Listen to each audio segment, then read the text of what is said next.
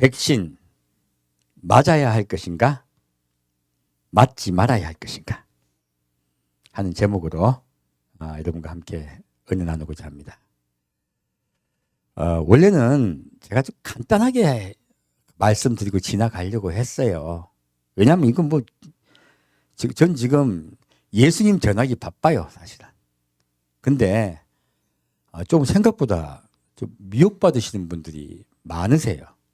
이번 주에도 집사님이 뵙자고 해서 제가 왜 그러신가 하고 만나 뵀더니 혹시 목사님 백신 맞으실까 봐 겁이 나서 말씀드린다고 해서 제가 그분 굉장히 말도 없으시고 얌전하신 분이시거든요. 제가 깜짝 놀랐어요. 그래서 이거 하나님 신호다. 이번 주에는 이 주제를 가지고 좀 정확하게 말씀을 좀 드려야 되겠다.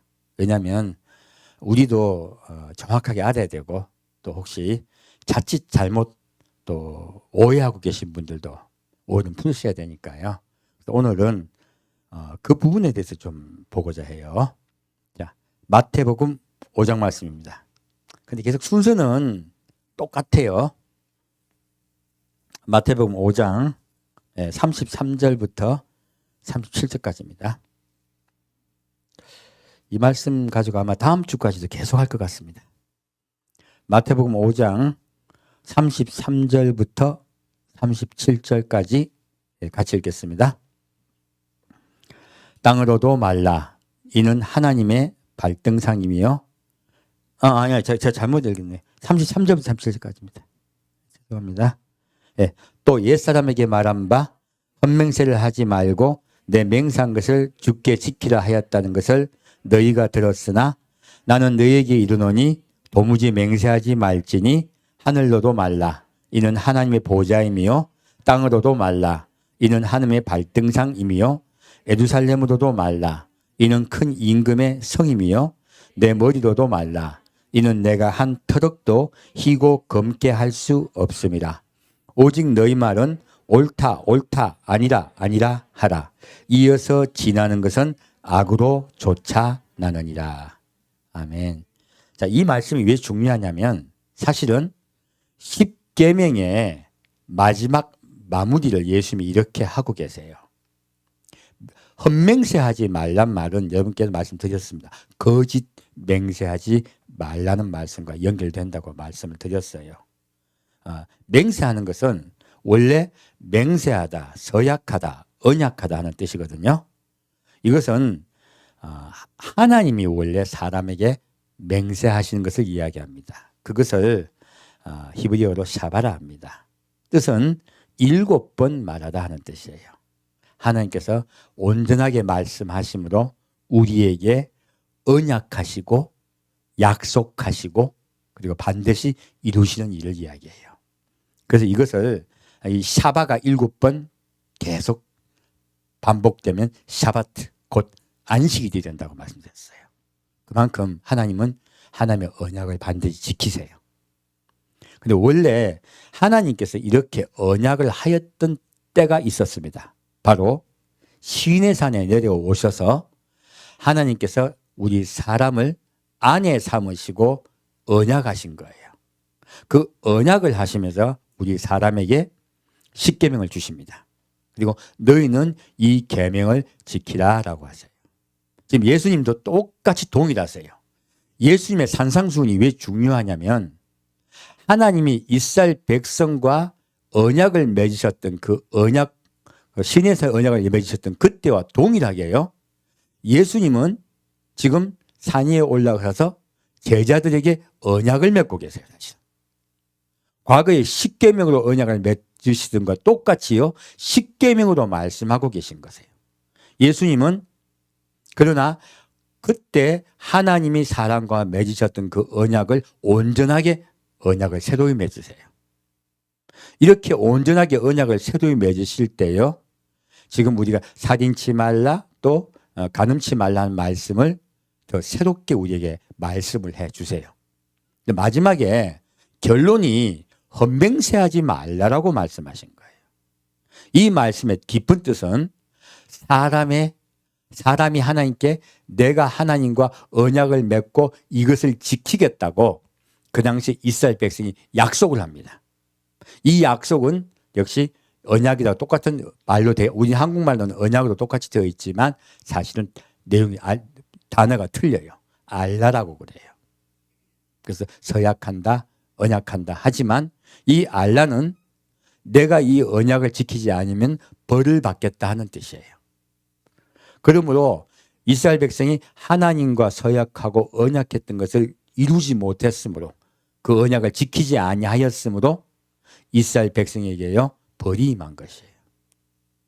그래서 하나님은 지금 사람이 하나님과의 언약을 지키지 못함을 아시고요, 예수님을 통하여 너희는 나와 언약할 때 내가 지키겠다라고 언약합니다, 서약합니다, 맹세합니다라고 말하지 말라고 말씀하고 계신 거예요.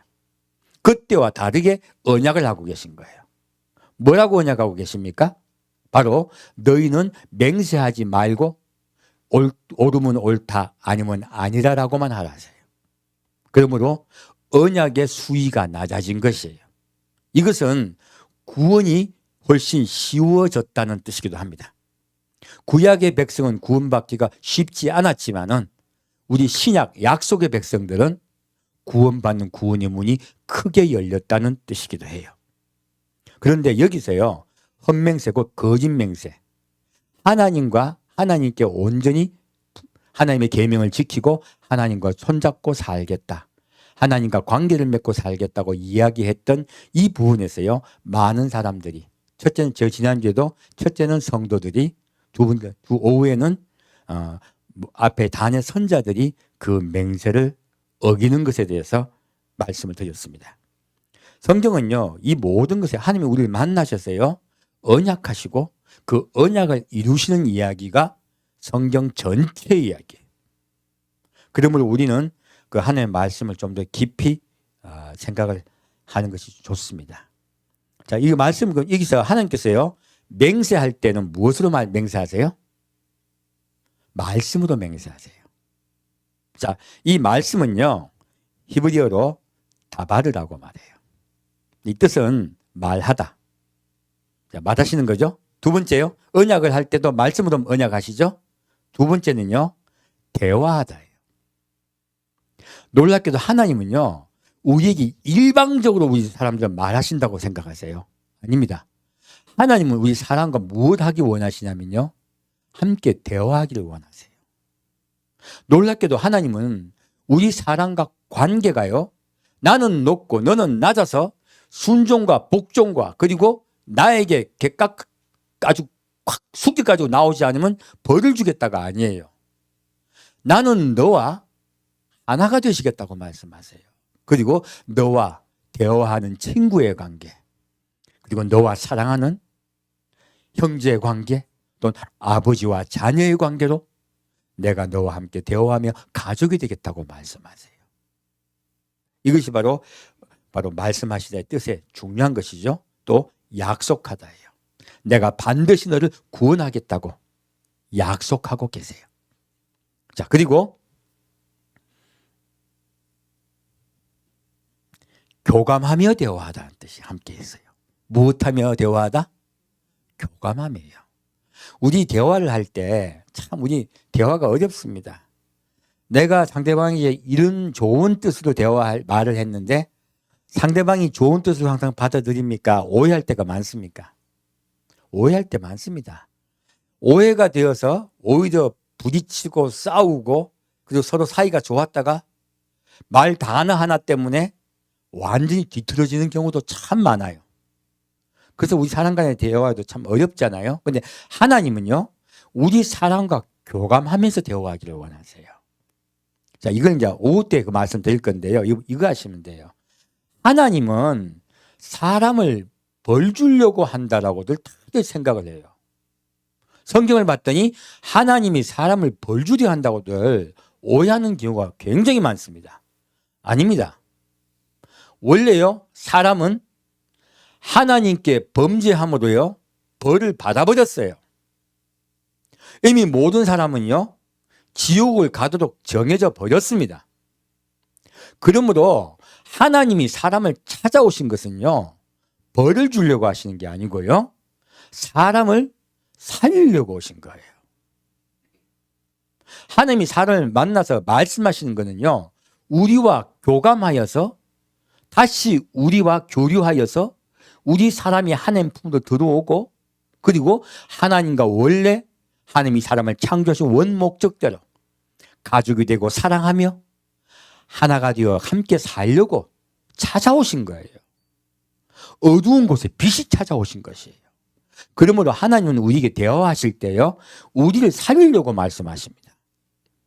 이걸 분명히 원리를 아셔야 돼요. 하나님 지금도요, 이 말씀하다는 말씀으로 교감하며 대화하다는 뜻으로 우리에게 말씀하고 계신 거예요. 우리하고 마음이 하나 되기를 원하시는 거예요. 자, 근데 이 다바드가 굉장히 말씀이 재밌어요. 왜냐하면 이 다바드에 또 비슷한 말이 있어요. 미드바르라는 말이 있어요. 이 뜻은 광야라는 뜻입니다. 자, 이것도 다바르가요, 저 히브리어는 자음으로만 되어 있거든요. 우리가 지금 모음을 붙여서 발음을 다바르 한 뿐이에요. 그뿐이에요. 근데 이걸 모음으로 살짝 바꾸어서 말을 한 거지, 사실은 비슷비슷한 말이, 똑같은 말이 많이 있어요. 뜻이 달라. 근데요, 볼게요. 보면 임재가 있는 지성소들요, 드비르라 합니다. 디귿, 비읍, 리을 똑같죠? 그리고 전염병을 데베르라 그래요. 디귿, 비읍, 리을 똑같아요. 목장을 도베르라 그래요. 똑같은 단어예요. 근데 발음만 좀 틀리죠? 근데 이게 왜 똑같은 말씀을 하시냐? 여기에 하나님의 일관된 뜻이 있는 거예요. 무슨 뜻이 숨어 있냐면, 하나님은 사람을 찾아오세요. 어디로요? 광야로요. 우리 모든 사람은요, 광야에 살고 있습니다. 광야는 살 수 없는 곳이에요. 물이 없고 양식이 없어요. 절대로 살 수 없는 곳, 바로 이 땅이에요. 이 땅은 광야입니다. 그러므로 광야된 이 땅에요, 하나님이 찾아오신 것은요, 살리기 위해서예요. 그래서 광야에 찾아오셔서 주신 것이 만나예요. 우리를 먹여 살리고, 그리고 우리를 평안 속에 거하게 하고 하나님의 나라에 들어가게 하시는 것, 그것이 하나님이 사람을 찾아오신 목적이에요. 그러므로 하나님이 말씀하실 때 미드바르, 곧 광야예요, 우리 살고 있는 광야에 오셔서 다바르 말씀하세요. 그리고 그분께서 우리에게 임재하세요. 바로 드비르, 그분이 임재하신 그곳이 바로 주님이 계신 곳, 우리가 지금 살고 있는 곳이 바로 그분이 임재하는 곳이에요. 우리에게 임재하셔가지고요, 말씀하시는데요, 우리가 그분의 말을 듣지 않잖아요. 그러면요, 우리에게는 우리의 원래 병이 낫지를 않습니다. 하나님은 광야에 우리 사람이 병이 들었다고 말씀하고 계세요. 그 병이 전염병입니다. 무슨 병이라고요? 전염병이에요. 바로 아담과 하와가 들었던 병이에요. 무슨 병입니까? 하나님 곁을 떠남으로요, 죄라는 바이러스가 들어와서요, 죽음이라는 병이 들어버린 거예요. 놀랍게도요, 죄라는 바이러스가 우리 모든 인류에게 들어와서요, 우리 모든 인류는요, 죽음이라는 병에 걸려버렸어요. 언젠가 죽고 우리는 아버지 곁을 완전히 떠나야 되는 존재가 되어버린 것이에요. 그래서요, 하나님의 말씀은요, 너희는 전염병에 걸렸다고 말씀하고 계시는 거예요. 너희는 모두 죽음의 병에 걸렸다고 말씀하시는 거예요. 그 죽음의 병에 전염 매개체는 죄라고 이야기하고 있습니다. 그러므로 계명을 주신 이유는요, 너희가 그 죄에서 벗어나고 전염병에서 나으라고 주신 거예요. 바로 백신을 주신 거예요. 지금 우리하고 지금 똑같은, 지금 현재 우리 애가 똑같은 거죠. 그렇게 너희가 나으면요, 나의 목장, 곧 도벨에 들어와서 살 것이다. 하나님은 놀랍게도 똑같은 단어로요, 일관되게 말씀하고 계시는 거예요. 너희 모든 인류는 광야에 곧 살 수 없는 곳에 살고 있으며 모두 데베르, 곧 전염병에 걸려 있다는 거예요. 그것은 죽음의 병이에요. 죄로 인하여 걸린 전염병에 걸려 있다. 나는 너희를 찾아와 너희에게 임재하며 너희에게 말하고 있노라. 너희가 나의 말을 들으면 너희는 나의 목장 곧 도배대에 들어올 것이다. 너희는 나의 목장 천국에 들어와서 온전히 살게 될 것이며 너희의 병은 온전히 깨끗이 나을 것이라고 말씀하고 계십니다. 놀랍게도 하나님은 동일한 단어로요, 우리에게 동일하게 메시지를 주고 계신 거예요. 지금 우리 전국에, 전 세계에 지금 전염병이 창궐한 이유가 그것이에요. 우리 모두요, 그러한 병에 걸렸으므로 아버지께 온전히 나오기를 원하시는 거예요. 우리 이 환난을요, 오히려 감사드려야 돼요. 우리는 환난을 통하여 우리가 병에 걸릴 수 있음을 알고 있습니다. 자, 그런데 지금 이러다 보니까 좀 두려움 같은 것이 찾아오죠. 그래서 오늘은 내용이 좀 그런 부분에 대해서 말씀을 드리고자 해요. 전염병은요, 우리 인류에게 계속 있어 왔습니다.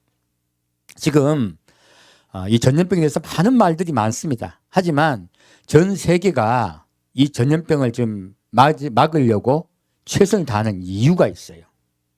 1918년에 스페인 독감이 전 세계에 유행했습니다. 그때 세계 인구가 18억이었어요. 그 18억의 세계 인구에 이 스페인 독감에 걸린 사람이 5억입니다. 스페인 독감이 다른 게 아니고 A형 독감입니다. 요즘은 이제 겨우 밝혀졌어요. 자, 그러면, 자, 이 A형 독감이 전 인류에게 창궐 하자 이 5억 명이 감염되었을 때 몇 명이 죽었냐면요. 5천만 명이 죽었습니다. 사망했습니다. 놀랍게도 10%가 사망을 하게 된 것이에요. 그러므로 굉장히 많은 숫자예요. 그래서요, 그때 그거를 보고 사람들이 전염병에 대한 두려움을 가지게 된 거예요. 그래서 제가 지금부터 한 15년 전인가? 제가 한번 우리 아내가 오프라 윈프리 쇼를 본 적이 있어요. 저에게 이야기를 해주더라고요. 미국의 감염학계 제일 권위자가 책을 냈습니다. 그 책을 오프라 윈프리 쇼에 나와서 선전할 때 그 이야기를 하는 걸 들었대요. 전염병이 100년마다 크게 창궐한다고. 그래서 머지않아 곧 전염병이 전 세계에 창궐할 것이니까 미리 예방 백신을 만들어야 된다고. 지금 준비가 전혀 안 돼 있다고. 그 이야기를 하더래요. 가지고 나도 깜짝 놀랐죠. 그건 맞아. 인류 역사상 이 전염병이란 것이 얼마나 인류를 괴롭혀온지 몰라. 사실은 저희 지금 한의학도 상한 잡병론이라는 책이 있어요. 2000년 전에 나온 거거든요. 근데 그 책이 왜 나왔냐면 장중경이란 분이 자기의 모든 일가족이 몰살을 당한 거예요. 전염병에 의해서. 감기에 의해서요. 독감이죠. 그래서 그 전염병을 고치기 위해서 쓴 책이 2000년 전에도 있었더라 하는 거예요. 동양에. 지금도요, 이 역사는 반복되고 있다고 하는 거예요. 그래서 전 세계가 과거에 스페인 독감을 알아온 적이 있기 때문에 깜짝 놀란 거예요.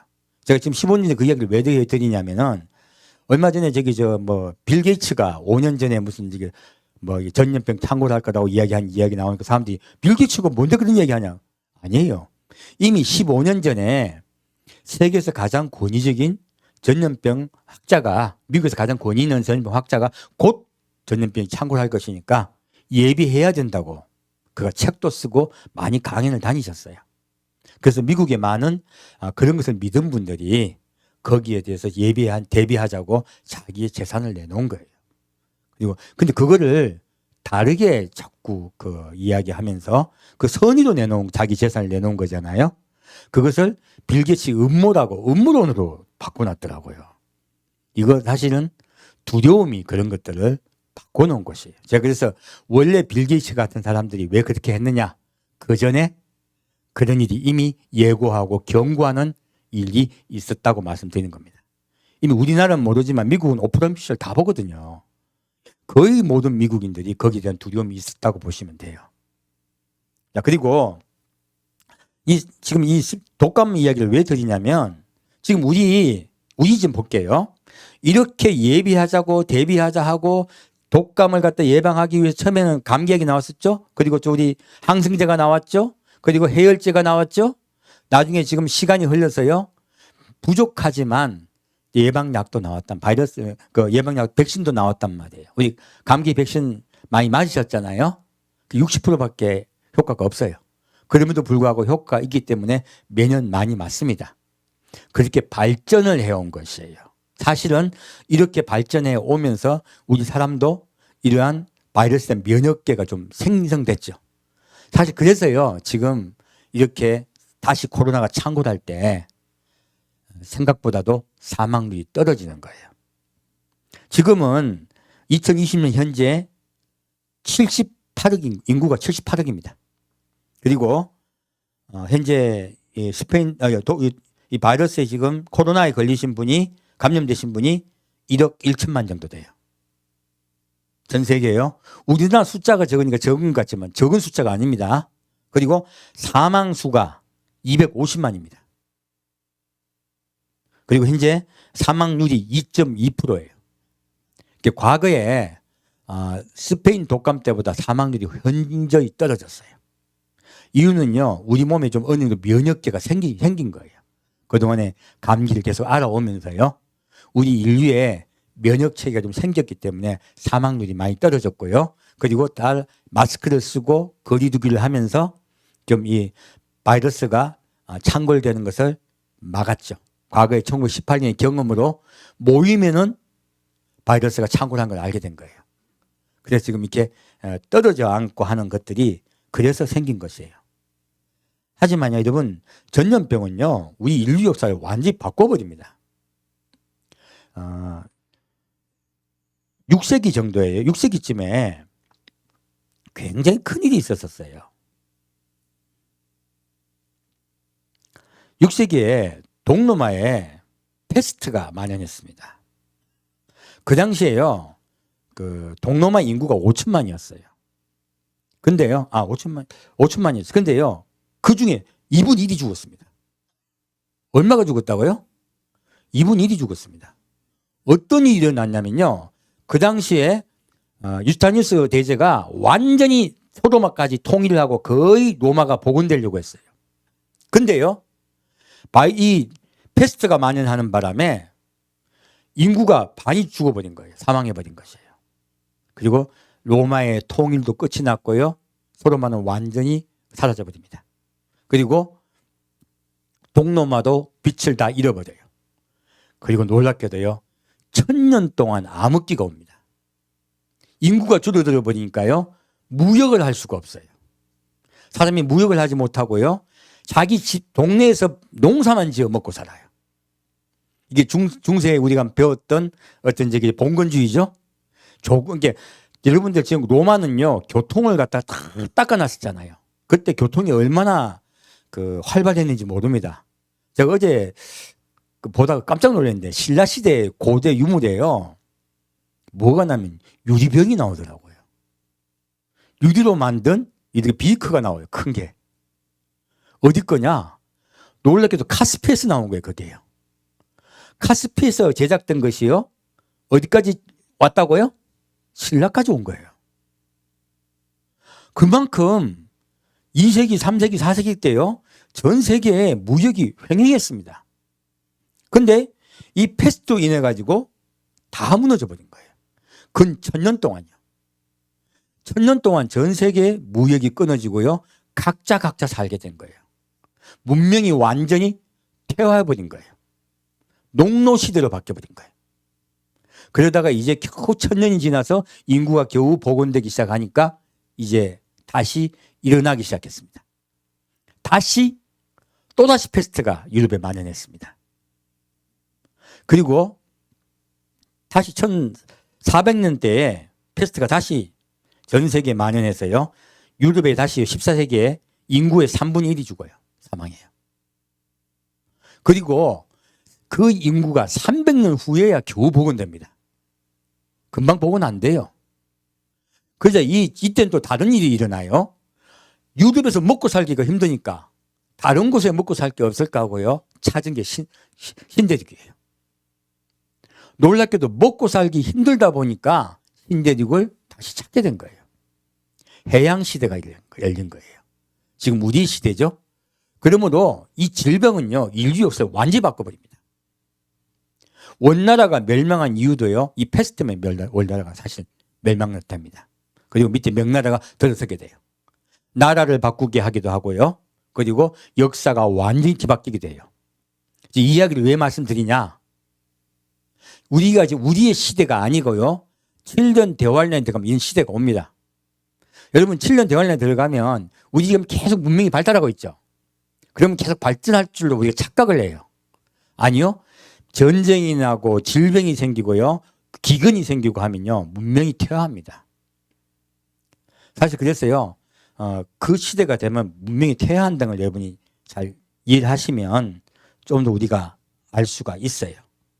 자, 볼까요? 이 성경 말씀을 좀 보고 좀 말씀을 드릴게요. 요한계시록 13장 말씀입니다.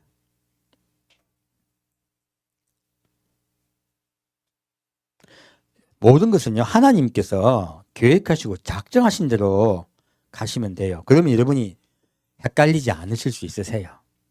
자, 볼까요? 요한계시록 13장 15절부터 18절까지입니다. 계시록 13장 15절부터 18절까지 같이 읽겠습니다. 저가 권세를 받아 그 짐승의 우상에게 생기를 주어 그 짐승의 우상으로 말하게 하고 또 짐승의 우상에게 경배하지 아니하는 자는 몇이든지 다 죽이게 하더라. 저가 모든 자, 곧 작은 자나 큰 자나 부자나 빈궁한 자나 자유한 자나 종들로 그 오른손에나 이마에 표를 받게 하고 누구든지 이 표를 가진 자 외에는 매매를 못하게 하니 이 표는 곧 짐승의 이름이나 그 이름의 수라. 지있는 기회가 여기 있으니 총명 있는 자는 그 짐승의 수를 세어 보아라. 그 수는 사람의 수니 666이니라. 아멘. 지금 백신이 666이라고 이야기하는 분이 굉장히 많으세요. 그래서 이 말씀을 드리는 거예요. 자, 이 짐승의 수가 성경 말씀대로 여러분 믿으시는 게 제일 좋아요. 이 짐승의 수는요, 지금 짐승의 수 666이 우리의 표를 주게 사탄이 줄 때요, 적그리스도가 줄 때는 딱 조건이 있어요. 첫째는요, 적그리스도가 온 세상을 다스려야 돼요. 시대가 딱 정해져 있어요.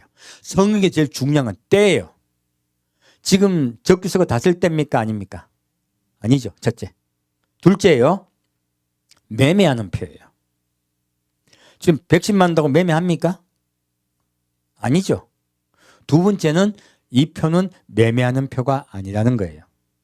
둘째는 매매를 해야 되고요. 세 번째는 우상에게 경배하지 않으면요, 죽임을 당해요. 무엇입니까? 우상에 경배하지 않으면 핍박을 받게 되어 있는 거예요. 지금 백신 맞는다고 핍박 받습니까? 안 받습니까? 안 받죠. 그러니까 이것들은 모두 조건이 다 충족되지를 않아요. 지금 이 짐승의 표는요, 제가 봐서는 가장 가까운 게 따로 있어요. 지금 이제 백신에 하이드로겔 칩이 들어갔을 것이라고 하는 게 제일 많은 분들이 지금 두려워하는 거거든요. 하이드로겔 칩이 한 3mm 정도 돼요. 이거는 이제 인체 유치 추적이 가능한 거거든요. 그래서 이 사람이 세균이 있나 없나 검사하는 그거예요. 근데 직접 이걸 뭘 갖다 대야지 드러나요. 발광이 되고, 그러지 않으면 나타나질 않아요. 그리고 맞는 위치도 오른손이나 이마가 아니고요, 어깨란 말이에요. 위치가 틀려요. 그리고 아직은요, 이 하이드로겔 칩이 우리 몸의 뇌의 DNA를 바꿀 기술이 없어요. 아직 인류가 그렇게 기술이 발달돼 있지 않아요. 그리고 여러분 이걸 아시면 돼요. 하나님이요, 가장 정교하게 만들고 가장 파괴되지 않게 만든 게 뇌예요. 그걸 갖다가 아주 경시기고 이야기하더라고요. 뇌는요, 혈관에 뭐가 들어갔다고 바로 뇌도 들어가지 않습니다. 그럼 바로 사람이 사망하게 해요. 뇌는 방어 체계가 정확하게 있습니다. 그래서요, 지금 사람의 뇌에 있는 생각을 바꾸려 하고 어떻게 하려고 하면 어떻게 해야 되냐면요, 바꾸는 방법이 있어요. 실제로 뇌에다가요 전자장치를 해야 돼요. 어디다 전자장치를 된다고요? 뇌에다가요 직접 꽂아야 돼요. 직접 꽂아 직접 전파를 넣어줘야 돼요. 그러면 좀 이게 반응을 해서, 우리 귀가 안 들린 분 요즘 발달돼 가지고요, 이 귀에 착용하면 귀에 소리가 들려요. 뇌 정극을 자극해가지고. 얼마나 이거 위롭습니까? 근데 그런 사람은요, 머리에 뭐 한다? 머리에 로봇캅을 써야 되는 거예요. 뭔가 전자장치를 달아야 되는 거예요. 그러므로 뇌를 자극하려면 직접 뇌에다가요, 자극체를 달아야만이 반응을 한다는 거예요. 그러므로 현재 기술로는요, 하이드로겔 그거는 전혀 감응하지 못합니다. 그리고 바깥에서 하이드로겔을 갖다가 인공위성을 통해 가지고 조정을 못합니다. 아직 그 기술 없어요. 그런데 좀 그 기술에 가까운 게 하나 있어요. 아직 돼 있지 않습니다만은 제일 가까운 게요, 바로 우리가 제일 이제 의심하고 있는 베리칩이에요. 베리칩은 이 오른손이나 이마에 넣을 수가 있어요. 이유가 있어요. 이것은 매매하는 표가 될 수 있습니다. 지금 여러분들 이제 우리 어릴 때 제가 청년 때 우리 청년부 목사님이 설교하실 때 그런 적이 있어요. 바코드 있죠. 바코드 쭉 설명하시면 이게 6이다 얘기하시더라고. 근데 그렇게 설명하는 그 논거가 있어요. 그렇게 되면 히틀러도 666 나옵니다. 나폴레옹도 666이 나와요. 그 사람들 666이에요? 아니에요. 아니, 그쪽으로 가고 있는 건 맞아요. 마귀가 자꾸 그쪽으로 유도하는 건 맞아. 그런 표시 비슷한 게 자꾸 나와요. 그래서 이거 666인가 해요. 여러분 지금 쓰고 있는 물이 많은 분 쓰고 있는 그 뭐라 그러죠? 여기 카드도 들어가 보면 666이 나와요. 666입니까? 아니면 아직은 아닙니까? 아직은 아니에요. 가고 있는 건 맞아요. 아직은 아니에요. 이것들이 사실은 이 베리칩은 그렇게 변할 가능성이 굉장히 높아요. 안에 전기 감응 장치가 있고 그리고 공중 전파를 받을 수도 있어요. 아직까지는 그렇게 기술이 발달돼 있지 않습니다. 하지만 곧 그렇게 발달이 될 걸로 봐요. 이거는 가능성이 있어요.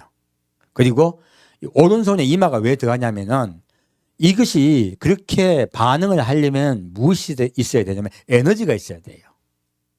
근데 에너지가 있으려면 열이 있어야 되거든요. 근데 우리의 오른손이나 이마는요, 무엇이면 피가 온도를 높이잖아요. 여러분 들어오실 때 뭐하고 오셨습니까?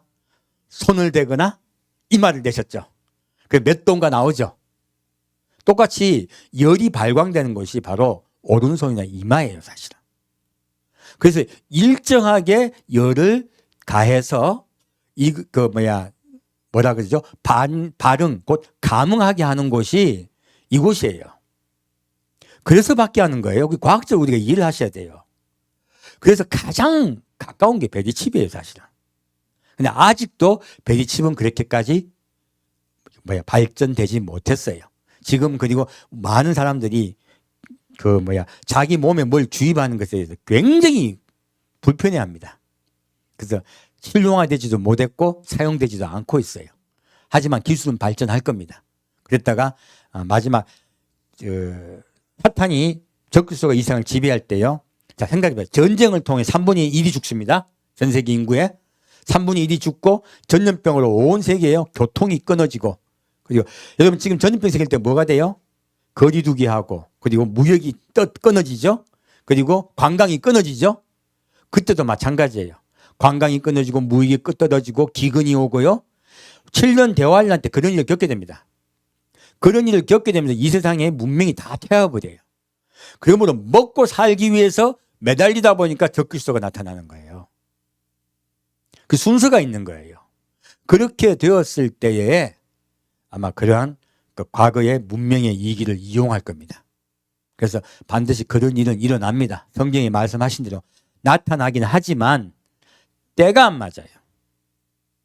근데 지금 그 부분에 대해서 잘 이해를 못하다 보니까 그 이야기를 하고 있는 거예요. 그리고 지금 제일 또 얘기하는 게 저한테도 동영상 보내주신 분이 많거든요. 지금 코로나 바이러스는요, 이제 조작됐다고 이야기하는 분들이 많아요. 아니요, 아직 조작을 할 기술이 없어요. 이거는 가장 코로나 바이러스에 권위 있는 학자들이 모두 동일하게 이야기하는 겁니다. 너무 복잡하고 까이도 끊을 수 없는 그만큼 정교한 것이라고. 이거는 자연 발생적인 것이지 인위적으로 만들 수 없다고 이야기해요. 중국의 어떤 젊은 여학자가 이것을 조작된 증거를 이야기한다고 논문을 낸 적이 있어요. 하지만 그 논문은 통과되지 못했습니다. 왜냐하면 허점이 너무 많아요. 그래서 현재 그렇게 이해하시면 돼요. 이 코로나 바이러스는 이미 100년 전에 있었던 일을 가지고 과거에 바이러스를 연구하던 가장 권위 있는 학자가 이미 15년 전에 반드시 100년이 된 세월 때 다시 발견할 거라고 예고했다는 거예요. 그리고 이 백신 보고도 또 백신에 루시펄레이즈라는 그런 뭐 성분이 있다고 하는 그 분들이 있어요. 그거 엄격하게 말씀드립니다. 엄밀히 말씀드립니다. 그거 거짓말입니다. 당장 여러분 그 백신에 보면 표가 있어요. 조견표가 있어요. 그 조견표 보면 다 성분이 나오거든요. 그런 성분 없습니다. 읽어보시면 돼. 요즘 다들 의학이 뛰어나시잖아요. 다 나와 있습니다. 그리고 이러한 성분이 들어가려고 할 때 뭐라고 합니까? 이거를 지금 새로 이제 백신을 만들 때 그 RNA 방식으로 만든다고 하잖아요. 이 RNA 방식으로 만들기 때문에 이제 이게 이 안에 들어갔다고 얘기하는 거거든요. 근데 RNA 방식으로 만드는 게 답니까? 아닙니다. 지금 백신에 오히려 더 많은 숫자는 과거에 우리가 맞던 백신을 만드는 방식으로 만듭니다. 대부분이요. 화이자하고 모더나만 RNA 방식으로 백신을 만들어요. 그러므로 지금 우리 당장 틀린 거예요. 동일한 한 나라에서 동일한 한 제약회사에서만 나온다면 이 음모론이 맞을 수도 있겠죠. 러시아에서도 나오고 중국서도 나오고 전 세계 유럽서도 나오고 영국서 나오고 미국서 나오잖아요. 이 백신은요 어느 한 개인이 통제할 수도 없고요. 그리고 동일한 RNA 방식으로 만들지도 않아요. 전혀 엉터리 말이에요. 그래서 이 RNA 방식으로 만들면서 특허가 060606이라고 이거 666이라고 얘기해요. 여러분 이제 666 이제 뭐 있다 했습니까? 히틀러도 666, 나폴레옹도 666. 이거 666 나오는 거 많습니다. 여러분 당장에 지금 그 말씀 하시는 분들은 당장에 카드 버리십시오. 카드 쓰면 여러분은 66표를 받으신 거예요. 지옥 가셔야 돼. 어떤 분은 백신 맞은 사람과 대화도 안 하겠대. 지옥 가는 게 확정됐기 때문에. 이 무슨 헛소리예요. 당장 당신부터 카드 쓰고 있는 당신부터 지옥 갑니다. 이거는 666이 아니에요. 060606이에요. 060606과 666이 어떻게 같습니까? 그래서 제가 쭉 말씀드리는 거예요. 그리고 또 모더나 화이자 백신에 그 mRNA 기술이 우리 뇌를 갖다가 조정할 거라는 이야기를 합니다. 아니에요. 이 mRNA는요. 지금 그분들이 이야기하고 있는 거는 mRNA고 그 마이크로 RNA 곧 mRNA예요. 이거 살짝 바꾸는 거예요. mRNA는 그 뜻이 아니고 mRNA는 메신저 RNA 뜻이에요. 무슨 뜻이냐면 RNA와 RNA를 연결해 주는 RNA가 있어요. 그 메신저 RNA는 뇌의 기전을 바꿔주는 능력이 없어요. 최근에 mRNA라는 것을 알게 됐어요. 그 RNA가 RNA를 통하여 뇌를 갖다가 조정하는 기능이 있는 걸 알게 됐습니다. 하지만 그거를 조정하는 기술이 없어요. 근데 mRNA가 아니고 마이크로 RNA가 아니고요. mRNA입니다. 지금 뭐냐면 백신을 만드는 RNA가 mRNA예요. 근데 mRNA로 딱 말을 살짝 바꿔가지고 얘기하는 거예요. 아닙니다. 전혀 사실무근이에요. 그러니까 이게 자꾸 지금 이게 왜 이런 게 자꾸 나오냐? 이거요. 두려움 때문이에요. 뭐 때문에 나왔다? 두려움이요. 그래서 이게 비슷한 것 같지만 짝퉁은 비슷해. 여러분 샤넬하고 샤널하고 같습니까?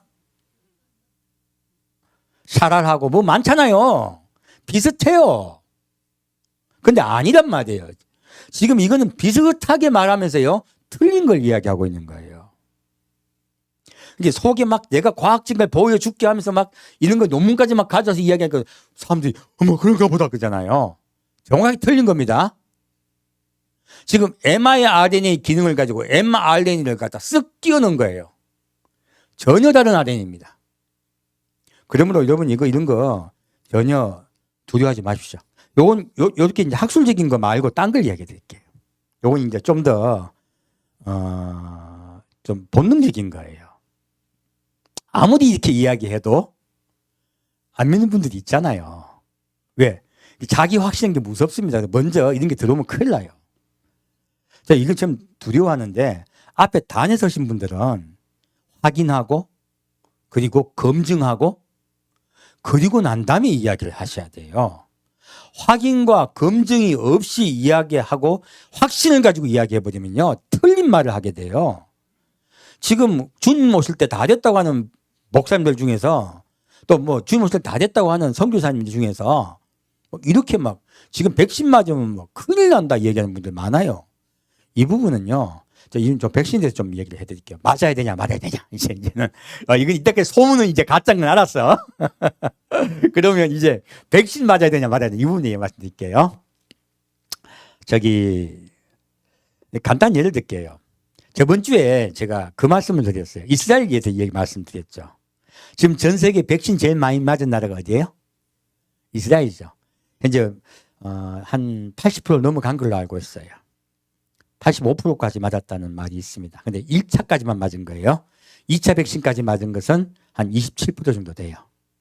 근데 현재 이스라엘이 1월 16일자 감염자 수가 16,000이었어요. 하루. 1월 16일자요. 현재 2월 19일 현재 약 2,500명만 감염되고 있습니다. 엄청난 숫자가 줄어들고 있어요. 백신을 맞았더니 엄청난 숫자의 그 사람들이 감염이 되지 않고 있더라는 거예요. 아직 2차 백신 다 맞지 않았습니다. 그래서 화이자 백신이 1차만 맞아도 예방률이 85%까지 나온 거 지금 통계로 나와 있습니다. 지금 통계 말씀드리는 거예요. 그래서 85% 정도가 예방이 되는 걸로 지금 나와 있어요. 2차까지 맞으면 95%까지 예방되는 걸로 나옵니다. 어떤 백신이든 어떤 약이든 간에 100%는 없습니다. 어떤 약이든 어떤 백신이든 간에요, 반드시 부작용이 있습니다. 그거는 고려하셔야 돼요. 감안하셔야 돼요. 그렇게 맞지 않아서 죽는 사망자 수에 비해서 맞았을 때 오는 부작용이 훨씬 덜하기 때문에 맞게 하는 것이에요. 전쟁이 임했을 때는 군인이 죽는 건 어쩔 수 없잖아요. 왜요? 백성이 죽으면 안 되잖아요. 똑같은 것이에요. 그래서 일부의 부작용을 많은 분들이 두려워하고 우려하시는 경우가 많아. 이제는 진짜 가짜를 떠나서요. 이제 지금 이스라엘이 가장 먼저 선두에 서서 이러고 있어. 왜 그럴까요? 왜 이스라엘은 이렇게 위험한 짓을 먼저 하고 있을까요? 이유가 있어요. 제가 이스라엘 얘기를 좀 해드릴게요. 지난주에 말씀드렸습니다. 이스라엘은 성인식을 몇 살에 한다고요? 13살에 합니다. 만 13살이니까 우리나라로 나가면 14살이죠. 13살 때 성인식을 할 때요, 이 아이가 사실 우리 입장에 아이잖아요. 앞에 서가지고 설교를 해요. 설교를 하기 위해서는 1년 동안 토라를 배웁니다. 그리고 자기가 어떻게 논리적으로 이야기해서 이 앞에 앉아있는 사람들 설득시킬까, 이걸 연구해요. 이렇게 하려면 어떻게 돼서 부모님과 계속 대화를 해요. 이스라엘이요, 전 세계 이스라엘만큼요, 왜? Why? 이렇게 캐슨 마크를요, 단 나라가 없어요. 이 사람들은 그 훈련을 어릴 때부터 받는 거예요. 자기가 이해가 안 가면요, 절대로 수용하지 않습니다. 절대 논리적으로 따져서 이해가 안 되면 절대 받아들이질 않아요. 이스라엘은 영어를 제2 외국어같이 사용하고 있습니다. 지금 많은 분이 보았던 그런 경고의 그 영상 봤겠어요? 안 봤겠어요? 다 봤습니다. 그리고 전 세계에 이렇게 왜라고 자꾸 묻기 때문에요. 왜라고 물으면 이 사람들은 대부분 무슨 일을 할까요? 과학자, 이공계가 많아져요. 그래서 전 세계에요. 이공계에 지금 노벨상을 받은 사람이 약 25%가 이스라엘 민족이에요. 그 적은 인구 중에. 왜 그럴까요? 왜라고 자꾸 묻다 보니까 그 연구를 하다 보니까요. 이렇게 많은 숫자가 전 세계 이공계를 장악하더라 하는 거예요. 이것이 바로 이스라엘이 어릴 때부터 왜라고 물으면서요. 이유가 납득이 돼야지 그들이 행동을 하는 생활 패턴 때문에 그래요. 그래서 전 세계에요. 우리 옛날에 이스라엘 전쟁 났을 때 이제 좀 딱딱하지 않고 재밌는 말씀 드릴게요. 이스라엘이 가장 위험했을 때가 욤 키프로 전쟁입니다. 그때 이스라엘은 완전히 패퇴해서 나라가 없어질 뻔했어요. 근데 어떻게 살아남게 됐을까요? 놀라운 일이 있었어요. 지금 소련이요 미사일을 줬습니다. 무슨 미사일 주면 대전차 미사일 그리고 대공 미사일을 줬어요. 이스라엘은 국토가 좁고 인구가 적기 때문에 적군을 물리치기 위해서 가장 발달된 것이 바로 비행기예요. 그래서 이스라엘 육군은 사실 여러분이 아시는 것처럼 굉장히 현대화된 게 아니고 장비가 형편없었습니다. 오히려 육군의 장비는요. 그 당시 이집트와 시리아가 훨씬 좋았었어요. 심지어 이스라엘은 밤에 탱크에 야간을 보니 야간 조명등도 없었어요. 그리고 그 시리아하고 이집트는요. 소련제 신형 탱크로 무장해가지고 야간 조명등이 있었습니다. 그리고 이스라엘은 믿고 있는 것은 바로 이 비행기였어요. 근데 이집트가 하고 시리아가 동시에 쳐들어왔을 때요. 이스라엘이 비행기가 떴어요. 뜨자마자 바로 스쿼드 미사일 해가지고 다 떨어져 버렸어요. 심지어 개전하고 3일 만에요. 이스라엘 비행기의 반이 떨어져 버렸습니다.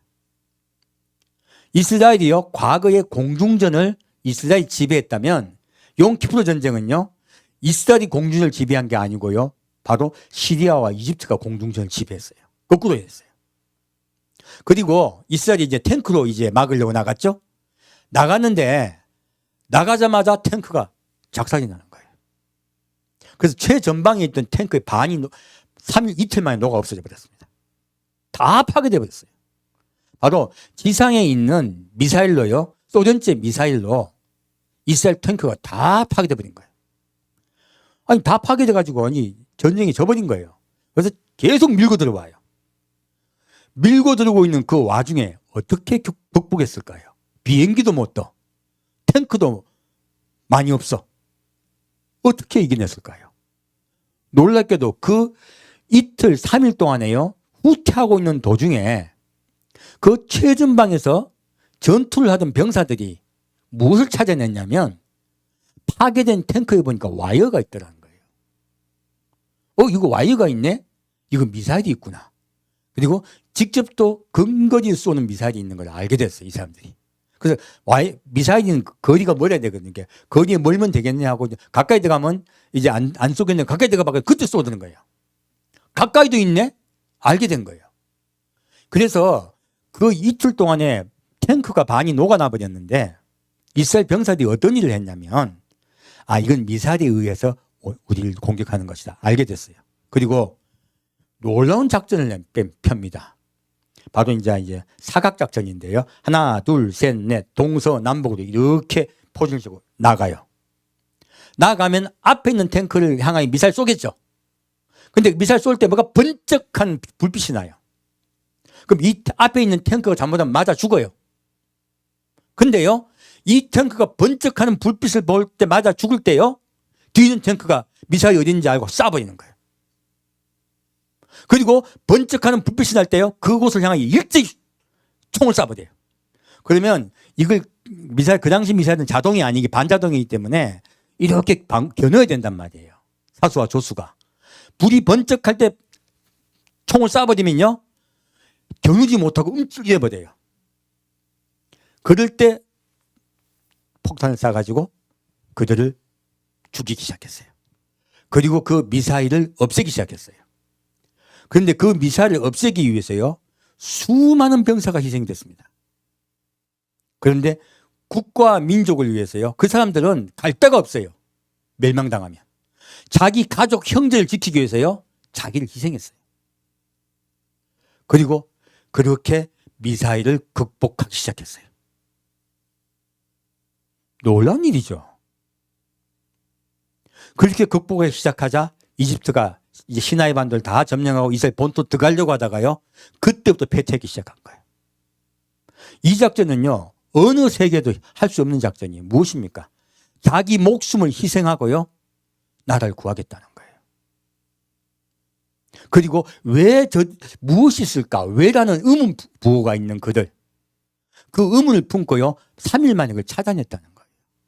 어떻게 대응해야 될 것인가? 무기가 있어 찾아낸 것이 아니고 발견해낸 거예요. 또 무서운 일들이 많습니다. 이스라엘은요. 근데 용키푸르 전쟁 때요, 제가 진짜 이스라엘의 3일 용키푸르 전쟁을 보면서 얼마나 많이 감동을 받았었는지 몰라요. 위에 시리아에서는요, 시리아 탱크가 몰려오고 있었습니다. 뚫렸어요. 이제 뚫려가지고 여러분 갈릴리 호수 쪽으로 있잖아요. 다리를 건너서 오게 돼 있었어요.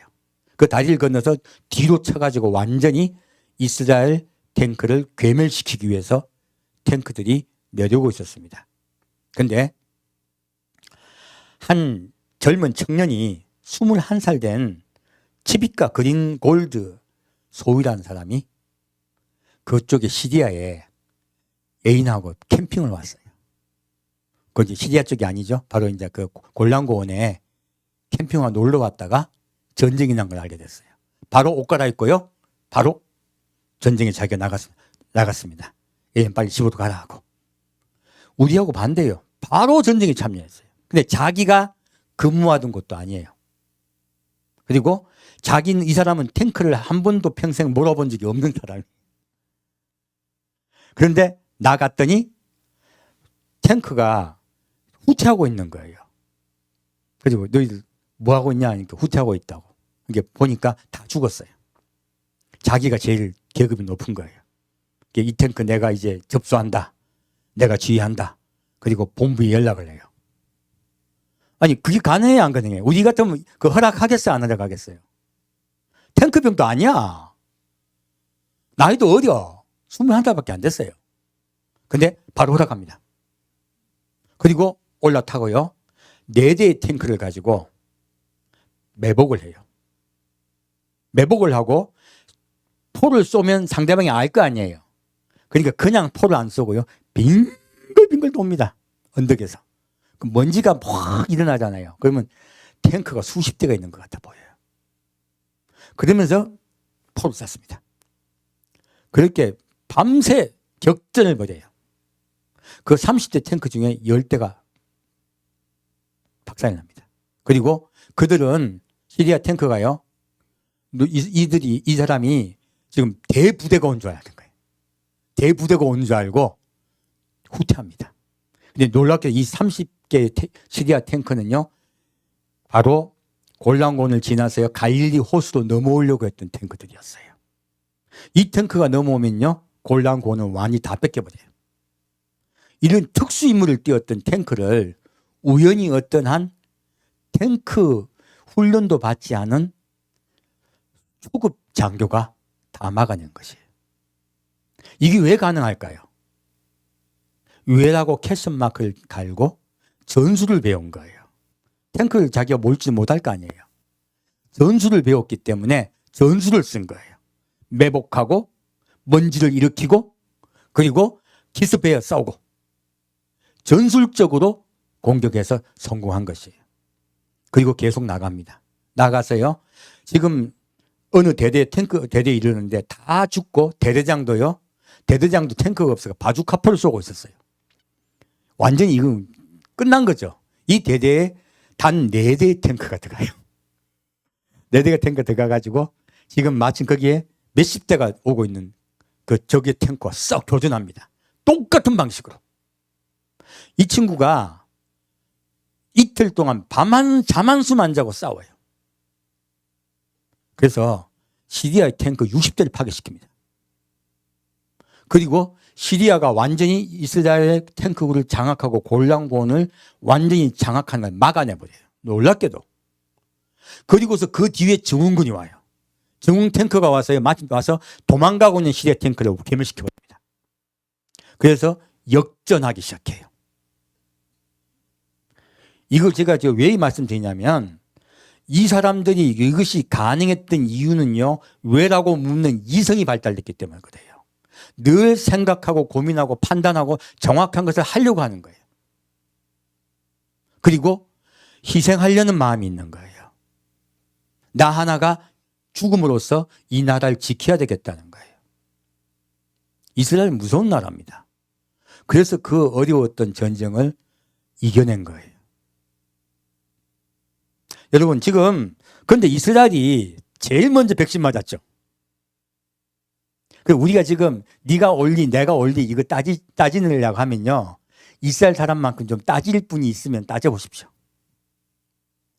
거기에 노벨상 받은 사람 수두룩하고요. 거기에 진짜로 말 안 듣습니다. 이스라엘은. 이스라엘은 당이 우리는 지금 당이 2개, 3개밖에 안 되잖아요. 거기는 당이 절대 다수당이야. 왜? 자기 옳은 게 너무 많아가지고 아주 다당입니다. 다당제입니다. 2명 있는 당도 있고 1명도 국회의원 없는 당도 많아요. 그런데 그 이스라엘 사람들이요. 먼저 앞에서 랍비가 먼저 백신을 맞도록 권장합니다. 거기에 있는 많은 지도자들이 먼저 맞아요. 왜 맞을까요? 자기가 논리적으로 따져봤더니 백신을 먼저 맞아야지 우리가 지금 여기서 위기에서 벗어날 수 있겠다는 거예요. 그 결론을 낸 거예요. 정 그렇게 안 믿어지시면 이 세상에 제일 따지기 좋아하는 민족이 먼저 맞는다는 걸 아시면 돼요. 여러분 백신을 맞는 걸 두려워하는 것보다는요. 백신을 맞고 빨리 이런 우리나라의 지금 경제가 무너지고 그리고 거리두기로 인해 가지고 얼마나 많은 자영업자들이 지금 눈물을 흘리고 있습니까? 그래서 내가 개인적으로 백신을 맞으면 내가 개인적으로 아플까 싶어서 못 맞겠다 하는 분은 안 맞으셔도 돼요. 저도 지금 제 아내가 몸이 너무 아프고 약하잖아요. 저도 제 아내를 맞는 건 저도 못 맞추겠어요. 왜냐하면 너무 아프니까. 너무 약하거나 너무 그런 분들은 사실은 못 맞을 수 있어요. 하지만 건강하시다면 내가 하나 맞음으로써 이 나라가 다시 거리두기가 끝나고 그리고 다시 원래의 상태로 돌아갈 수 있습니다. 교회도 마찬가지고요. 이스라엘 사람만큼 자기 하나 희생해서 생명 희생해서 나라를 지키겠다 정도는 아니지만은 우리 그리스도인들은 빛과 소금이 되자고 주님께서 말씀하셨잖아요. 이 세상에 소금이 됩시다. 그 사람들이 지금 얼마나 앞장서 맡고 있습니까? 아마 곧 다 이럴 거예요. 그리고 지금 피자까지 줘가면서 막는 거 독려하고 있더라고요. 젊은 분들은 거의 안 맞아도 병이 안 되니까. 젊은 분들 백신 맞게 하려고 피자하고 과자 준비해 놓고 맞으면 바로 준다더라고요. 이런 것도 좋죠. 그렇게 해서라도 좀 맞고서 이 두려움에서 벗어납시다. 지금 우리 교회가 우리가 사실은 앞장을 서야 돼요. 그리고 우리 교회도 이것을 벗어날 수 있고 그리고 많은 자영업자들 얼마나 고생하고 있습니까? 그리고 여러분도 얼마나 많은 우리 그리스도인들도 직장을 잃어버렸습니까? 다시 경제가 활성화가 돼야죠. 백신을 맞는 건 정확히 얘기하면요. 두려움에서 일단 벗어나자 하는 거예요. 백신도 계속 개발되고 있습니다. 지금 새로운 코로나도 변이 되는 게 있죠. 이 변종 코로나를 없애기 위해서는요. 몸통을 공격하는 백신이 얼마 전에 나왔다 하더라고요. 개발하고 있다 하더라고요. 아직 나오진 않았어요. 그럼 몸통을 공격하는 백신이 나오면 그 코로나 몸통을 공격하니까 그 변이된 남아공 바이러스나 이것도 예방이 가능할 거예요. 또 어느 백신이 좀 보편화되게 되면요. 더 중요한 게 치료제예요. 우리 감기약 나오듯이요. 치료제가 지금 우리나라 제약회사에서 나왔지만은 계속 개발될 겁니다. 이거 처음에 바이러스와 전쟁이거든요. 우리 인류가 승리한 빛이 보여요. 그러니까 여러분들께서 너무 두려워하지 않기를 부탁드립니다. 자, 그냥 이제 끝으로 아가서 2장 보겠습니다.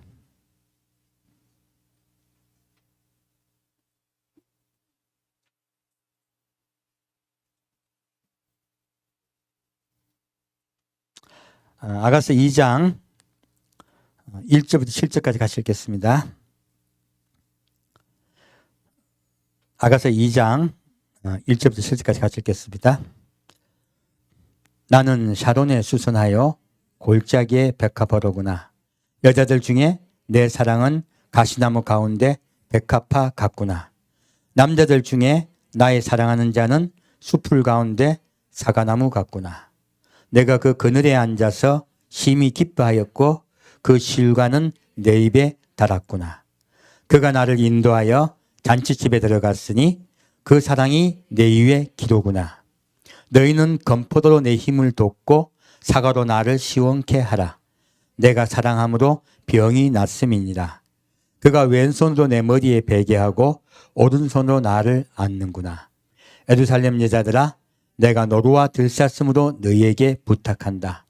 내 사랑이 원하기 전에는 흔들지 말고 깨우지 말지니라. 아멘. 자, 이게 이 말씀을 왜 드리냐면, 우리 예수님은요, 우리에게 지금 아까 제일 처음에 다바로 말씀하신다 했죠. 왜 말씀하실까요? 우리를 이 대베르 곧 전염병에 걸린, 병에 걸려 죽어가는 우리를 살리기 위해서 말씀하시는 거예요. 그리고 너희가 나의 말을 들으면 나의 목장에 들어와 살게 될 것이라고 말씀하고 계신다. 이렇게 말씀드렸습니다. 그러므로 주님 우리를 만나시는 목적은 살리기 위함이에요. 지금 아직 예수님 오실 때가 안 됐어요. 그러면 지금 그러한 일이 일어나지 않습니다. 많은 목사님들이 두려움으로 이야기하고 많은 사람들이 자꾸 두렵게 해요. 이거는요, 원래 복음이 아닙니다. 전쟁 난다고 얘기했었죠. 전쟁 난다는 예언이 얼마나 많았습니까? 제가 그때 가만히 있었어요. 왜냐하면 전쟁 난다고 예언하는 것도요, 사실은 그걸 통해 사람들이 깨어날 분이 많습니다. 그래서 주님께서 그 말씀을 하게 하신 거라 저는 믿고 기다렸어요. 그리고 어느 정도 이제는 예방해야 되겠다. 이젠 분명히 말씀드리겠다 생각이 들었을 때 전쟁이 휴거 이전에는 없습니다라고 말씀을 드렸습니다. 두 번째, 지금 이 전염병 때도 제가 가급적 이야기 안 했어요. 그리고 한국 땅이 공산화된다고 그렇게 두렵게 할 때도 제가 가급적 이야기를 안 했습니다. 왜냐하면 두려움은 하나님께로 나아올 수 있는 길일 수도 있어요. 그러므로 하나님이 성경 말씀에 수도 없이 두렵게 하신 말씀은 내게 나오라고 하시는 하나님의 경고의 말씀, 살리기 위한 말씀이기 때문에 제가 그런 것들에 대해서 전혀 이야기를 하지 않았었어요. 그러다 시간이 많이 흐르고 그것이 오히려 해악이 되려고 할 때, 독이 되려고 할 때 제가 얼마 전에 한국 땅이 공산될 일이 없습니다고 딱 정확하게 선언을 해드렸습니다. 그것은 잘못된 소식입니다라고 말씀을 드렸습니다. 다시 지금 이 코로나 백신에 대한 많은 두려움이 있을 때도 제가 가만히 있었어요. 왜냐하면 두려움은 반드시 나쁜 건 아닙니다. 왜냐하면 적그리스도가 이 세상을 다 지배하고 점령했을 때 이 일은 반드시 일어납니다. 많은 목사님이 요한계시록을 마지막 때 그 순간의 이야기를 생각하지 않고요, 인류 전체 역사로 자꾸 풀어버리세요.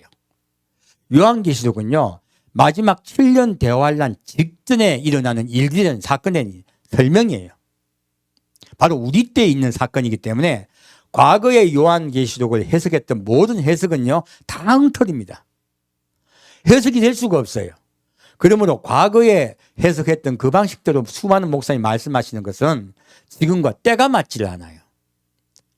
두렵게 하지 않고 안심하게 하는 것도 때가 맞지 않고요, 두렵게 이야기하는 것도 때가 맞지 않습니다.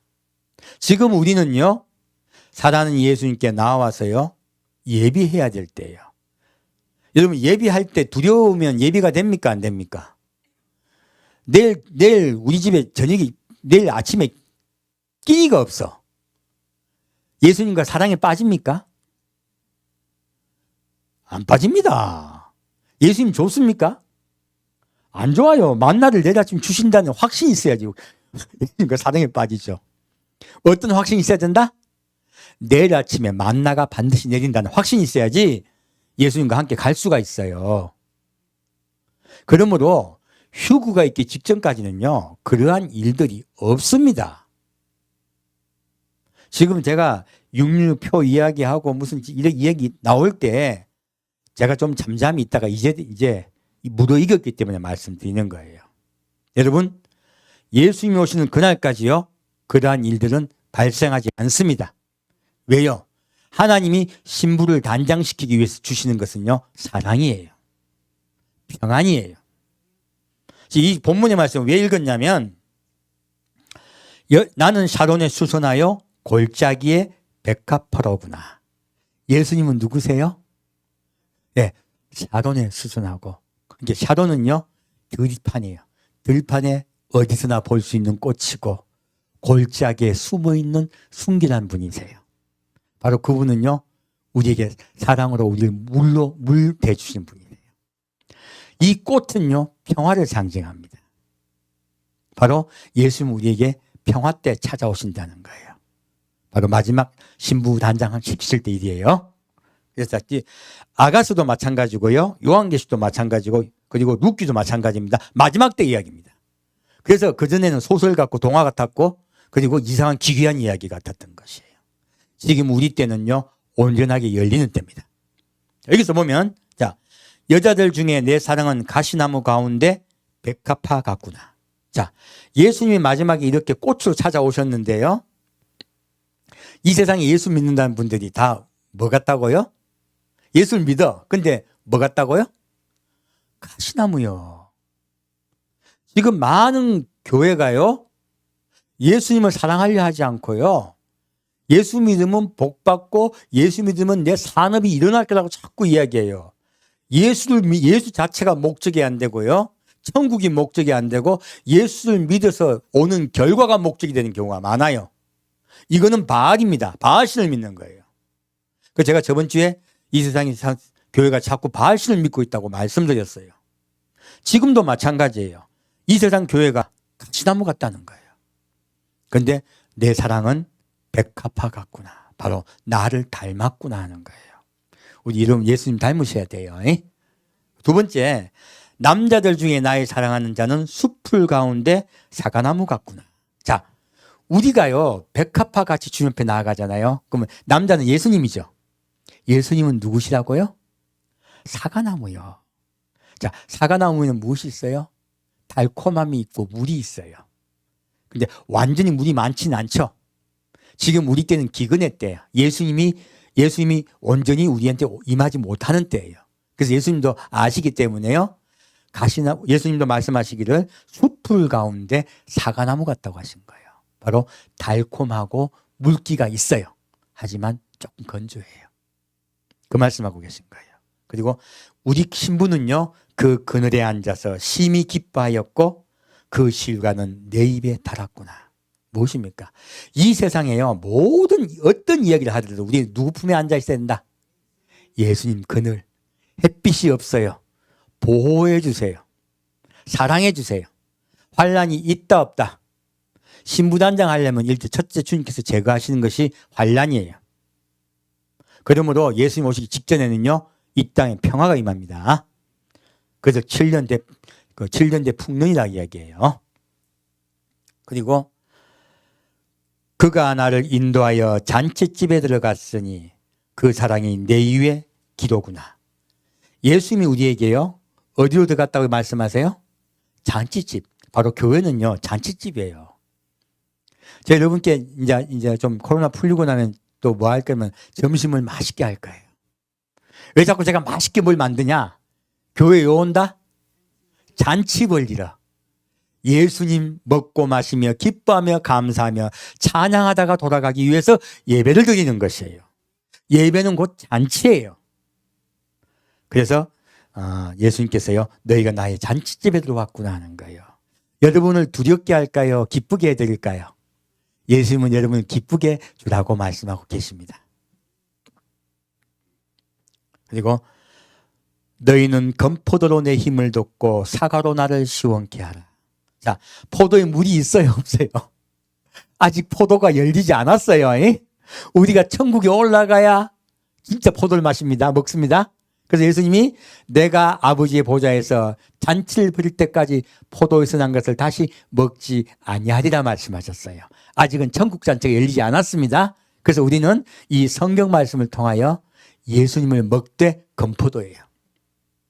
이해가 가셨죠? 지금은 건포도를 먹을 때예요.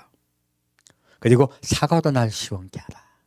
예, 온전치는 않지만 달콤하고 새콤하고 물기가 조금 있는 사과를 통하여 너희는 내 품 안에 안겨 있어야 하는 거예요. 여러분이 원하는 재물은 다 엄청나게 오지 않습니다. 떼부자 되려 하지 마십시오. 먹고 살면 돼요.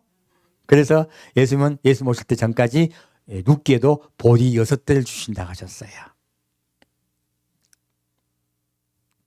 내가 사랑함으로 병이 났습니다. 자, 우리 마지막에 신부단장할 때 가장 중요한 게 뭐예요? 예수님과 사랑에 빠지는 거예요. 그분을 믿고 감사하고 찬양할 때 그분은 우리를 더욱더 사랑해 주세요. 여러분은 평안으로 인도해 주세요. 주님 우리 주시는 그 사랑이 바로 우리의 기예요. 우리 그 사랑의 기, 평화기를 흔듭시다. 감사기를 흔듭시다. 이것이 주님께서 우리에게 말씀하고 계신 거예요. 자, 근데 지금 자꾸 두려움으로 마귀는요, 우리에게요, 두려움으로 예수품을 떠나서 자꾸 딴 데 헤매게 하려고 그래. 여기 뭐라 적혀 있습니까? 7절 말씀. 예수님도 아세요. 그래서 이렇게 부탁하는 거예요. 예루살렘 여자들아, 내가 노루와 들사슴으로 너에게 부탁한다. 내 사랑이 원하기 전에는 흔들지 말고 깨우지 말지니라. 자, 예루살렘 여자들, 곧 예수 보시면 아는 분들이죠. 그런데요, 그분들이 자꾸 무서워하고 두려워하고 떨어요. 지금 곧 적그리스도가 이제는 환란이 올 거라고 자꾸 떠는 거예요. 그러면 단장이 안 돼요. 그래서 예수님께서 말씀하시기를 노루와 들사슴이에요. 노루 많습니까? 적습니까? 노루는 적어요. 들판에 살고 있어요. 바로 적은 수의 목자가 성도들을 예수님의 평안과 사랑 속으로 인도할 겁니다. 그 말씀하고 있는 거예요. 숨어 있어요. 큰 교회 아니에요. 작은 교회예요. 들사슴이에요. 작은 교회예요. 그리고 하나님께 은밀하게 음성을 듣고 있는 자들이에요. 그들은 신부단장을 시키고 예수님의 즐거움과 평안 속에서 너희가 평안 속에 있으라고 이야기를 해요. 그리고 예수님과 사랑에 빠져서 온전한 기쁨과 감사와 찬양으로 너희가 단장되라고 말씀하고 계신 거예요. 우리 그렇게 단장합시다. 두려워하지 마세요. 두려움은 마귀로부터 나온 것입니다. 여러분 즐거움으로 기쁨으로 감사함으로 사는 주님께 나아갑시다. 곧 이 사태는 사라질 것입니다. 함께 드리겠습니다.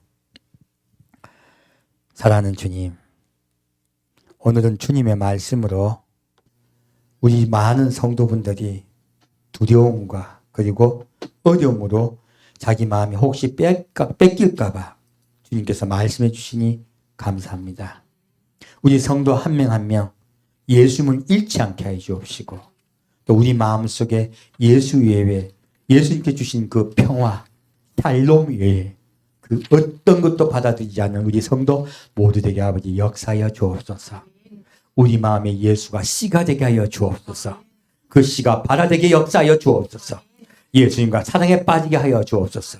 우리 마음의 그릇에 주님 하나하나 기름이 예비되게 역사하여 주옵소서. 예수님과 사랑으로 온전히 예비하는 우리가 되게 아버지 인도하여 주옵소서. 산주 예수 그리스도 이름으로 기도합니다. 함께 드리겠습니다.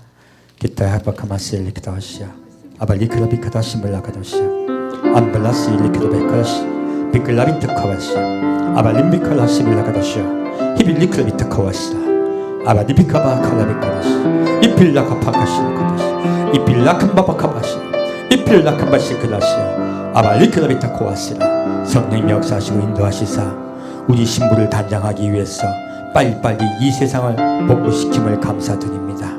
이빌라셀라다 이 세상이 온전히 다시 평화로운 때가 되게 인도하여 주옵시고 우리 성도 한 명 한 명이 예수님과 사랑에 빠지는 귀한 역사가 일어나게 아버지 인도하여 주옵소서. 나피카와시자 성령님 우리 성도 한 명 한 명에게 주의 사랑을 부으시고 삶 속에 생활 속에 금포도를 허락하시고 그늘을 허락하시고 사과를 허락하여 주옵소서. 이쌈마카라비카샤 온전히 주께서 온전히 허락할 줄 믿사옵고 감사드리오며 산주 예수 그리스도 이름으로 기도합니다. 함께 주기도문 예배 마치겠습니다. 하늘에 계신 우리 아버지여, 이름이 거룩히 여김을 받으시오며 나라의 임하옵시며 뜻이 하늘에서 이루어진 것 같이 땅에서 이루어지이다. 오늘날 우리에게 일용할 양식을 주옵시고 우리가 우리에게 죄 지은 자를 사하여 준 것 같이 우리의 죄를 사하여 주옵시고 우리를 시험에 들지 말게 하옵시며 다만 악에서 구하옵소서. 대개는 건세와 영광이 아버지께 영원히 싸움나이다. 아멘.